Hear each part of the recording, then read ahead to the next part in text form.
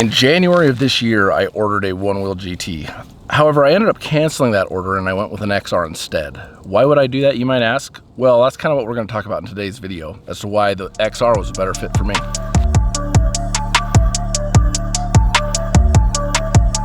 I bought a pint in July of 2021. Naturally, it didn't take long for me to want to upgrade, so I ordered the GT. But then, I think like a lot of other people, I started seeing some issues on Facebook, online, about the problems the GT was having. So the most impressive part about the GT, the thing that really got my attention the most, was its range. Like the crazy 30-mile range that Future Motion was claiming it would get. But then as I started doing my research, I found that the GT was having some problems, like big problems, like massive problems, like the ghosting. So sure enough, I started to second guess my decision. At that time, my wife was interested also in getting a one wheel, so I went over to the local dealer. They still had some XRs, and I got her an XR. After riding that a few times, I decided that was a very tried and true and proven design. I thought if there was ever a time to get one, it was now, as they were going into extinction, as one might say. I ran down after buying my wife's XR, and I grabbed me one.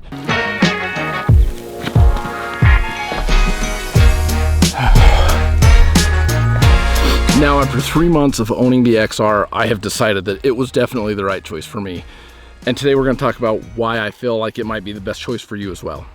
The first reason, and I think the foremost reason, is the availability of the XR. They have been discontinued, but there are still an abundance of them, at least as of the making of this video, at several of the local retailers around here.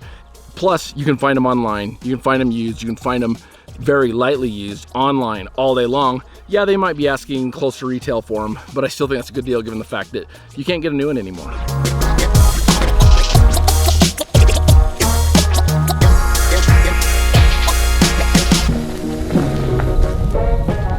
The second reason I think the XR is the better model to go with is its customizability. You're able to make this thing your own. Yes, you can take a pint and change the rail colors as well as the GT, but you can't truly customize either one of those boards to the degree you can customize an XR.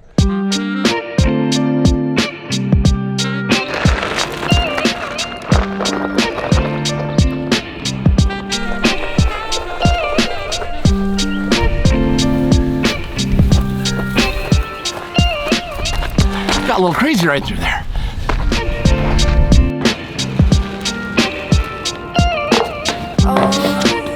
So the next point I want to make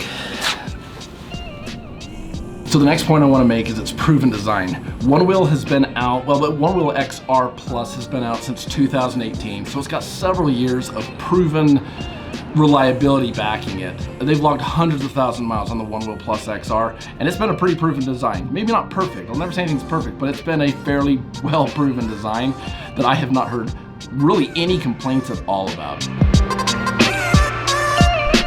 I'm all about coming here in the morning because there's like nobody here on a Sunday morning. None of the shops are open. It's Sunday in Utah. I mean, come on. Just in case you were wondering why I'm the only person you've seen.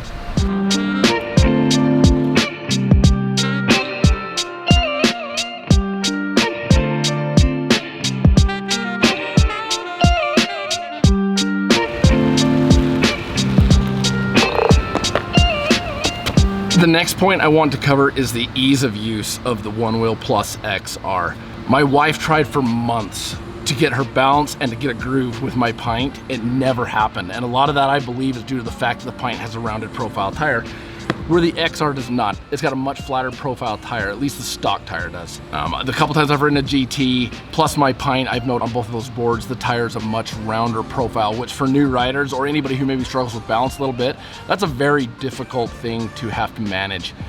My wife, when I got her XR, she jumped on it and literally just took off with no problem at all. As has anybody who's tried my XR, seems to have no issues with balance whatsoever. So I think ease of use is worth mentioning, since just about anybody can get on this and ride it.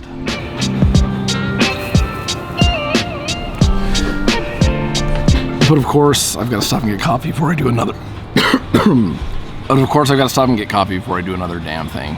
The final reason I chose an XR over the GT came down to, I felt like I got a bigger bang for my buck. The GT starting at $2,200, the The XR was still $1,800. That left $400 I was able to put into helmet and gear and shoes and a few other accessories that I wouldn't have had with the GT.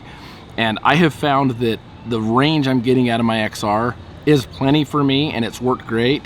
I know there's plenty of third-party parts, there's plenty of third-party accessories. It's very easily repairable, at least compared to the Pint X, or the GT, especially the GT. And I have confidence knowing that my board is not gonna take off ghosting and go into traffic, or God forbid it hits somebody and hurts them. So I feel a lot more confident riding it. I have a lot more faith and trust in the board itself, something that's gonna take that GT a little while. I know it's not uncommon for a first run of any product to have issues. So I'm gonna give it a couple years until they've got the GT software and firmware figured out. Then I'll probably jump into one. Until then, I'm just gonna keep rocking my XR. That is the main reason why I've gone with the XR instead of the GT. Have a good day, guys.